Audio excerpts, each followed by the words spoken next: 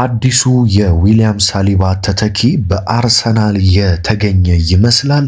ይህ ተከላካይ እንግዲህ ከስፔን ላሊጋ የመምጣት እድሉ እጅግ ሰፊ እንደሆነ እየተሰማ ነው የሚገኘው። ይህ ተከላካይ ማን ነው የሚለውን እንነጋገራለን። በነገራችን ላይ በአሁኑ ሰዓት አርሰናል ሁለት ተከላካዮችን መርጦ ከሁለት አንዱን ለማስፈረም ነው እየሰራ የሚገኘው በዊሊያም ሳሊባ በኩል ማለት ነው።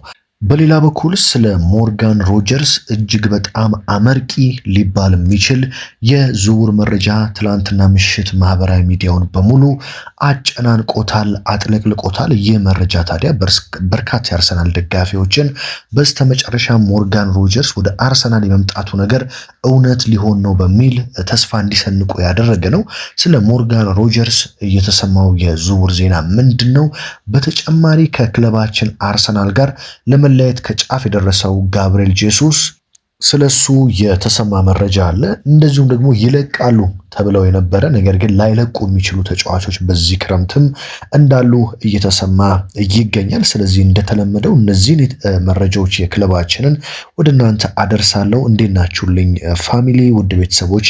በቀጥታ ወደ መረጃዎች ነው መወስዳችሁ። ላይክ በማድረግ እንደተለመደው እንድትጀምሩ በአክብሮት እጋብዛችኋለሁ። በቀጥታ ወደ መረጃዎች ሁሉ ሰዳችሁ እንግዲህ ከአዲሱና ስለ ዊሊያም ሳሊባ ተተኪ ስለሆነው ተጫዋች ሊሆን ይችላል እየተባለ ስለሚገኙ ተጫዋች ነው የምንነጋገረው። ሰብስክራይብ ያላደረጋችሁ በነገራችን ላይ ሰብስክራይብ ማድረግ አትርሱ። እንግዲህ የዊሊያም ሳሊባን መጎዳት ተከትሎ ክለባችን አርሰናል ከቀይ መስመር ተከላካይ በተጨማሪ የመሃል ተከላካይ ለማስፈረም በከፍተኛ ሁኔታ እየተንቀሳቀሰ ይገኛል። በነገራችን ላይ አሰልጣኝ ሚኬል አርቴታ 3 መንገዶችን መጠቀም ይችላል በቀጣይ ዓመት። አንደኛ እንደተባለው አሁን እንደምነግራችሁ አዲስ ተከላካይ ማስፈረምና ያን ተጫዋች የዊሊያም ሳሊባ ተተኪ አድርጎ ሳሊባ እስኪመለስ ድረስ ከሌሎች ተጫዋቾች ጋር እየቀያየረ ከማጋሌሽ ጋር ማጣመር በመሃል ሜዳው ላይ ይጠበቃል። በሁለተኛ በኩል ቤን ዋይትን አለመሸጥና ያው ቤን ዋይት እንደምታውቁት የመጀመሪያ ቦታው ወይም ዋነኛ የሚጫወትበት ቦታ የመሃል ተከላካይ እንደነበር ይታወቃል። ከጋብሪኤል ማጋሌሽም ጋር ከዚህ በፊት በአርሰናል ቤት በጣም ጥሩ ሊባል የሚችል ጥምረት ነበራቸው ማጋሌሽ እና ቤን ዋይት ከሳሊባ በፊት ማለት ነው። ያንን ጥምረት መልሶ ቤን ዋይትን አለመሸጥና ያንን ጥሩ የሚሆን ከሆነ ያንን መጠቀም የሚለው ሌላ አማራጭ ነው። ያ ካልሆነ ደግሞ ክርስቲያን ሞስኬራን መጠቀምም የሚቻልበት መንገድ አለ። ጁሪየን ቲምበርም ወደ መሃል መጥቶ መጫወት ስለሚችል እሱንም ወደ መሃል እያመጡ ቤን ዋይትን ወደ ቀኝ መስመር ወስዶ የማጫወት እንግዲህ አማራጭ አለው አሰልጣኝ ሚኬል አርቴታ። ነገር ግን ክለባችን አርሰናል በአሁኑ ሰዓት የዊሊያም ሳሊባ ተተኪ ለማድረግ ከስፔን ላሊጋ ከሪያል ሶሲዳድ እጅግ በጣም ወሳኝ የሆነውን ጆን ማርቲን የተባለውን ተከላካይ ለማምጣት በከፍተኛ ሁኔታ እየተንቀሳቀሰ ይገኛል። እንግዲህ አርሰናልና ሪያል ሶሲዳድ ያላቸውን እጅግ በጣም የቀረበ ወዳጅነት እናውቃለን። በየዓመቱ አርሰናል ከሪያል ሶሲዳድ ተጫዋች ካላስፈረመ ነውር የሆነ እስኪመስል ድረስ በየዓመቱ አርሰናል ከሪያል ሶሲዳድ ተጫዋቾችን ያስፈርማል። ለምሳሌ ባለፉት 2 ዓመታት ብቻ አርሰናል ሚኬል ሜሪኖን አምጥቷል ከሪያል ሶሲዳድ። በመቀጠል ማርቲን ዙሜንዲን አምጥቷል አርሰናል። በነገራችን ላይ ሜሪኖ በጣም ምርጥ ተጫዋች ነው ከሶሲዳድ መጥቶ። ዙሜንዲም በመጀመሪያ ዓመቱ በተለይ በመጀመሪያዎቹ እስከ ጥር በነበረው ጨዋታዎች ድረስ ምርጥ ግልጋሎቱን ሰጥቶ አርሰናል የመጀመሪያውን ከ22 ዓመታት በኋላ ፕሪሚየር ሊጉን ሲያነሳ የዙሜንዲ ጥረትና ያደረገው አስተዋጽኦ የሚረሳ አይደለም። ከዛ ቤት ብዙ ጊዜ የምናመጣቸው ተጫዋቾች እንዳጋጣሚ ሆኖ እንደዚሁም የአርቴታ ምርጥ የተጫዋቾች መመልመል ብቃት ታክሎበት እጅግ በጣም ምርጥ ተጫዋቾችን ነው የምናመጣው። ታዲያ አሁን ደግሞ የሪያል ሶሲዳዱን ተከላካይ ጆን ማርቲንን ለማምጣት አርሰናል እንቅስቃሴ እያደረገ ነው። በነገራችን ላይ የተጫዋች የውል ማፍረሻ 60 ሚሊዮን ዩሮ አለው በሪያል ሶሲዳድ ቤት። ነገር ግን ሪያል ሶሲዳዶች ይህን ተጫዋች ከ25 እስከ 30 ሚሊዮን ዩሮ ባለው ለአርሰናል ለመሸጥ ፍላጎት እያሳዩ እንደሆነ ተሰምቷል ማለት ነው። እንግዲህ አሁን አርቴታ 2 ምርጫዎች አሉት። አንደኛ ይህ የሶሲዳዱ ተከላካይ ጆን ማርቲን ነው። ሁለተኛው ደግሞ የአስቶን ቪላው ተጫዋች ኤዝሪ ኮንሳ ነው። በነገራችን ላይ ኤዝሪ ኮንሳን አርሰናል ወደ 40 ሚሊዮን ዩሮ በማውጣት ነው ማስፈረም የሚፈልገው። በአስቶን ቪላና በአርሰናል መካከል ግን የ20 ሚሊዮን ዩሮ ልዩነት አለ። ምክንያቱም አስቶን ቪላዎች እያሉ የሚገኙት ለኤዝሪ ኮንሳ ቢያንስ 60 ሚሊዮን ዩሮ እንፈልጋለን እያሉ የሚገኙት 28 ዓመቱ ላይ የሚገኝ ተከላካይ ነው። ያው ጥሩ የሚባል ተከላካይ ነው። ነገር ግን ዊሊያም ሳሊባን የሚተካ ተከላካይ እዚህ ምድር ላይ የለም በመጀመሪያ ደረጃ ግን ጥሩ ግልጋሎት ሊሰጡ የሚችሉ ምናልባትም እንደ ተቀያሪ ተጫዋችና ሳሊባ እስኪመለስ ድረስ ሊሸፍኑ የሚችሉ ተጫዋቾችን ነው ክለባችን እየተመለከተ የሚገኘው። በአሁኑ ሰዓት ታዲያ ኤዝሪ ኮንሳና ጆን ማርቲን በዋነኛ አማራጭ ላይ ይገኛሉ። ነገር ግን የጆን ማርቲን ጉዳይ በደንብ ወደፊት እየተጓዘ የሚገኝ ሲሆን ምናልባትም ቀጣይ ዓመት ዊሊያም ሳሊባ እስኪመለስ ድረስ ይህንን ወጣት ተከላካይ ጆን ማርቲንን በክለባችን አርሰናል በደንብ የመመልከት እድል ይኖረናል ተብሎም ይጠበቃል። እንግዲህ አንድሬ ቤርታ በጣም ደስ የሚለውን የክረምቱ የለመድነውን በተለይ ባለፈው ዓመት ያስለመደንን እንቅስቃሴ በአሁኑ ሰዓት ጀምሯል። ስለ ሞርጋን ሮጀርስም ጥሩ የሚባል መረጃ ከትላንትና ምሽት ጀምሮ እንግዲህ ለክለባችን አርሰናል ቅርበት ባላቸውና ታማኝነት ባላቸው የዝውውር የመረጃ ምንጮች እየተሰማ ይገኛል ማለት ነው።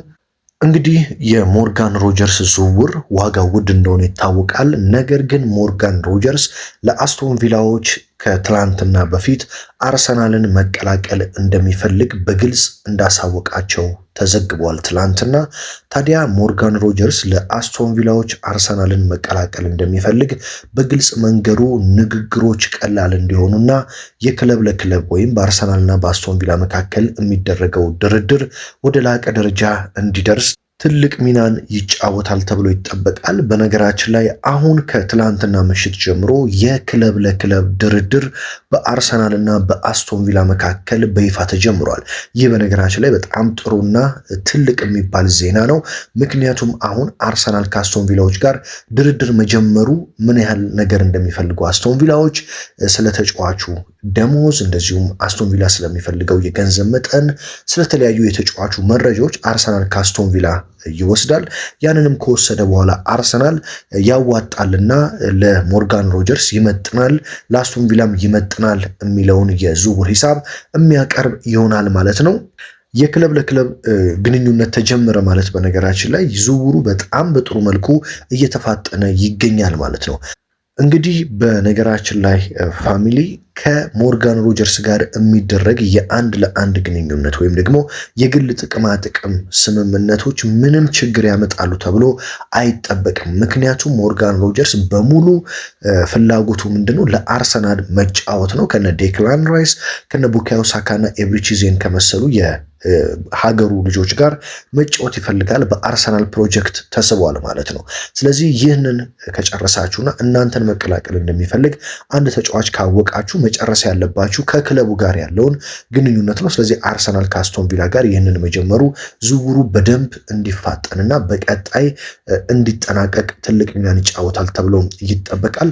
እንዳልኳችሁ አስቶን ቪላ 130 ሚሊዮን ፓውንድ ነው የምፈልገው ያለ ቢገኝም ነገር ግን የዝውውር እንደ ፋብሪዚዮ ሮማኖ፣ ቤን ጃኮብስ፣ ዴቪድ ኦርንስትን፣ ሳሚ ሞክቤልን ጨምሮ ዘ ቴሌግራፍ፣ ስካይ ስፖርት እና ዘ አትሌቲክስ ማለት ነው ባወጡት መረጃ መሰረት ይህ ዝውውር አርሰናል ቢያንስ እስከ 105 እና 10 ሚሊዮን ፓውንድ ባለው በ105 እና በ110 ሚሊዮን ፓውንድ መካከል ይጨርሰዋል ብለው እንደሚያምኑና አርሰናልም በዚህ ሂሳብ ይህንን ዝውውር ጨርሰዋለሁ በሚል ከፍተኛ መተማመን ላይ እንደሚገኝ አረጋግጠውልናል ማለት ነው። በእርግጠኝነት በቀጣዮቹ ጥቂት ቀናት ውስጥ ስለ ሞርጋን ሮጀርስ ትልቅ ዜና እንሰማለን።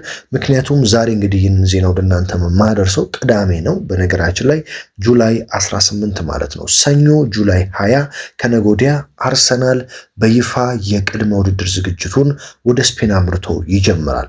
ስለዚህ በዚህ የቅድመ ውድድር ዝግጅት ላይ ቀጣይ ዓመት አርሰናልን የሚወክሉ ተጫዋቾች በተቻለ አቅም እንዲገኙ ይፈልጋል። በተለይ አዲስ ፈራሚዎች ከክለባችን ጋር ቶሎ ለመዋሃድ ስለሚያስፈልጉ አርሰናል የሮጀርስን ዝውውር በሚቀጥሉት ሳምንታት ለመጨረስ በከፍተኛ ሁኔታ ይሰራል ተብሎ ይጠበቃል። እንግዲህ በዚህ ክረምት ገና ክረምቱ ሲጀመር አርሰናልን በርካታ ተጫዋቾች ይለቃሉ ተብሎ ሲጠበቅ ክለባችንን አርሰናል እስካሁን የለቀቀው ወሳኙ ተጫዋች ሊያንድሮ ትሮሳርድ ብቻ ነው። ታዲያ እነ ማርቲኔሊ፣ እነ ጋብሪኤል ጄሱስ፣ እነ ክርስቲያን ኖርጋርድ የመሳሰሉ ተጫዋቾች ቤን ዋይትን ጨምሮ ጉዳያቸው ከምን ደረሰ የበርካቶቻችሁ ጥያቄ ነው። በነገራችን ላይ ከቤን ዋይት ስንጀምር ቤን ዋይት አርሰናልን በዚህ ክረምት ይለቃል ተብሎ አይጠበቅም። ቤን ዋይት የማይለቅበት ዋነኛ ምክንያት የዊሊያም ሳሊባ ጉዳትና ከሜዳ ለረጅም ጊዜ የመራቁ ስጋት ቤን ዋይት በአርሰናል እንዲቆይ ያደርገዋል። እንዲቆይ የሚያደርግበት ዋነኛ ምክንያት ምንድነው? ቤን ዋይት ቨርሳታይል መሆኑ ነው። በቀኝ ተከላካይ ስፍራ ላይ ብቻ ሳይሆን የቤን ዋይት ዋነኛ ቦታው መሃል ላይ በመሆኑ በአርሰናል ቤት እንዲቆይ ያደርገዋል። ስለዚህ በዚህ ክረምት ይሸጣል ተብሎ አይጠበቅም፣ የተለየ ነገር እስካልተፈጠረ ድረስ ማለት ነው። ሌላኛው ጋብርኤል ጄሱስ ክለባችን አርሰናልን ከትሮሳርድ ቀጥሎ የሚለቀው ተጫዋች እሱ እንደሆነ በስፋት እየተዘገበ ይገኛል።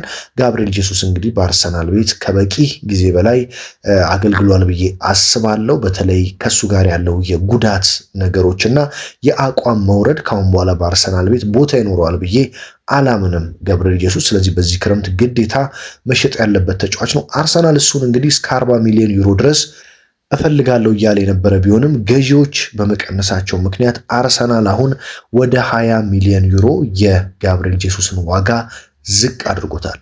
ይህ እንግዲህ በጣም ለአርሰናል በተለይ የሚያበሳጭ ነገር ነው። ምክንያቱም ያንን የመሰለ ጋብርኤል ጄሱስ የተባለ ተጫዋች አሁን እንዲያቋሙ ወርዶና በጉዳት ምክንያት ዋጋው እንደዚህ ሲያሽቆለቁል መመልከት ያው አርሰናልን የሚጎዳ ቢሆንም ተጫዋቹ ግን ካሁን በኋላ በአርሰናል ስለማይቆይ እስከ 20 ሚሊዮን ዩሮ ከተገኘም ለመሸጥ ተወስኗል ማለት ነው።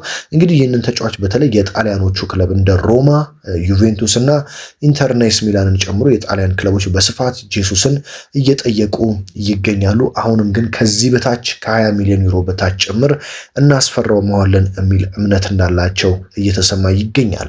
ወደ ጋብርኤል ማርቲኔሊ ጉዳይ ስናመራ እንግዲህ ጋብርኤል ማርቲኔሊ በአርሰናል ቤት በዚህ ክረምት ምናልባትም ላይለቁ ከሚችሉ ተጫዋቾች ስም ዝርዝር ውስጥ እየገባ ይገኛል።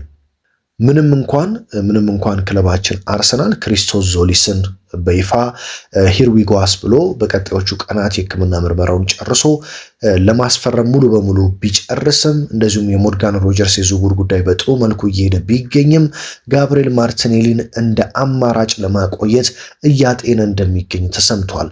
ይህም የሆነበት ዋነኛው ምክንያት አርሰናል ማርቲኔሊን የአርሰናል ሪከርድ በሆነ ዋጋ ካልሆነ በቀር መሸጥ አለመፈለጉ ነው። አዎ ተጫዋቹ እንደ ባየር ሙኒክ ባሉ ቡድኖች ይፈለጋል። እንደዚሁም ደግሞ በስፔንም በበርካታ አትሌቲኮ ማድሪድን ጨምሮ ማለት ነው በጣሊያንና በፈረንሳይ እንደ ፓሪስ ሰን ጀርሜን ያሉ ቡድኖች ጭምር ማርቲኔሊን ይፈልጉታል። ነገር ግን አርሰናል ትልቅ ዋጋ ካልቀረበለት ቢያንስ እስከ 60 ሚሊዮን ዩሮ ድረስ በትንሹ ከ50 እስከ 60 ባለው ውስጥ ካልቀረበለት እሱን ለመሸጥ እንደማይፈልግና ለማቆየት ሊወስን እንደሚችል ተሰምቷል። በተለይ የብራዚሉ አሰልጣኝ ካርሎ አንቸሎቲ ጋብርኤል ማርቲኔሊን በ10 ቁጥር ከተጠቀሙት በኋላ ይህ ተጫዋች በ10 ቁጥር ላይ ምናልባትም በአርቴታ 1 ዓመት እድል እንዲሰጠው ሊያደርገው ይችላል። በዛ ቦታ ላይ ተቀይሮ እንዲገባ በማድረግ አዲስ ሚና በአሰልጣኝ ሚኬል አርቴታ ሊሰጠው እንደሚችል መረጃዎች ያመላክታሉ ማለት ነው። እንደ ክርስቲያን ኖርጋርድ እና እንደ ኬፓ አሪዛባላንጋ ያሉ ተጫዋቾች ግን ክለባችንን ለመልቀቅ ከጫፍ ደርሰዋል። በነገራችን ላይ ኬፓ በጣም በርካታ ክለቦች ነው እየፈለጉት የሚገኘው። በተለይ በፕሪሚየር ሊጉ ጭምር የሚገኙ ትንሽ ከወገብ በታች በእንግሊዝ ፕሪሚየር ሊግ የደረጃ ሰንጠረዥ ከወገብ በታች የሚጫወቱ ክለቦች በተለይ ትልቅ ፍላጎታቸውን በኬፓ ላይ እያሳዩ ይገኛሉ። ስለዚህ ኬፓ በክለባችን አርሰናል ይቆያል ተብሎ አይጠበቅም። እሱ ብቻም ሳይሆን ክርስቲያን ኖርጋርድም ክለባችንን የሚለቀው ሌላኛው ተጫዋች ነው። ምክንያቱም በቀጣይ ዓመት ምንም አይነት የመሰለፍ እድል ይኖረዋል ተብሎ አይጠበቅም። አይደለም አሁን እንደዚህ ተጫዋቾች እየበዙ ባለበት ባለፈው ዓመት ምንም አይነት ይሄ ነው የሚባል ግልጋሎት መስጠት አልቻለም። በጣም ጥቂት ደቂቃ ብቻ ነው በክለባችን የተጫወተው። እሱ ደግሞ በደንብ መጫወት የሚፈልግ ተጫዋች ነው። እድሜው ቢገፋም ወደ ሳውዲ አረቢያ ወይም ወደ ቱርክ እንደዚሁም ሌሎች አነሳነሱ ወዳሉ ሊጎች ሄዶ በደንብ የመጫወቻ ጊዜ ማግኘት የሚችል መሆኑን ተከትሎ ከክለባችን አርሰናል ኖርጋርድም ሌላኛው የሚለቀው ተጫዋች ነው ተብሎ ይጠበቃል። በነገራችን ላይ አንድሬ ቤርታ ማጂክ የሆነውን ስራውን ከክሪስቶስ ዞሊስ ዝውውር ጀምሮ በከፍተኛ ሁኔታ መንቀሳቀሱን ቀጥሏል። ልክ እንግዲህ እንዳለፈው ዓመት የዝውውር መስኮት በአሁኑ በተለይ የነ ሞርጋን ሮጀርስ የነ ጉማሬሽ የመሳሰሉ ዝውውሮች የሚጠናቀቁልን ከሆነ በጣም ጥሩ የዝውውር መስኮት እንድናሳልፍ ያደርገናል። ባለፈው ዓመት እንግዲህ በሂርዊጎ ተንበሽብሸን ነበር። ዘንድሮ እንግዲህ ጥሩ የሚባለው ሂርዊጎ አንድ ብቻ ነው የሰማነው እስካሁን ስለ ክሪስቶስ ዞሊስ። ካሁን በኋላ ግን ጥሩ ሊባሉ የሚችሉ የዝውውር መረጃዎችን እንሰማለን ተብሎ ይጠበቃል። እንግዲህ ለዛሬ ያሉት የክለባችን አርሰናል የዝውውር መረጃዎች ይህንን ይመስላሉ። ሰኞ ክለባችን አርሰናል የተናፈቀው ማለት ነው የቅድመ ውድድር ዝግጅቱን ይጀምራል። በመቀጠል ከኦገስት 1 ጀምሮ ከ10 ቀናት በኋላ ደግሞ የመጀመሪያ ጨዋታውን ከጄሮና ጋር ማድረጉን ይጀምራል። ስለዚህ ክለባችን የናፈቅነው ለመመለስ እጅግ በጣም ተቃርቧል። ፕሪሚየር ሊጉም ለመጀመር 1 ወራት ብቻ ቀርተውታል። ስለዚህ የናፈቅነውን ክለብ ለመመልከት በጣም ተቃርበናል ማለት ነው። አርሰናል በዘንድሮ የውድድር ዓመትም የእንግሊዝ ፕሪሚየር ሊጉን ዋንጫ ባክ ቱ ባክ ይደግመዋል ወይ?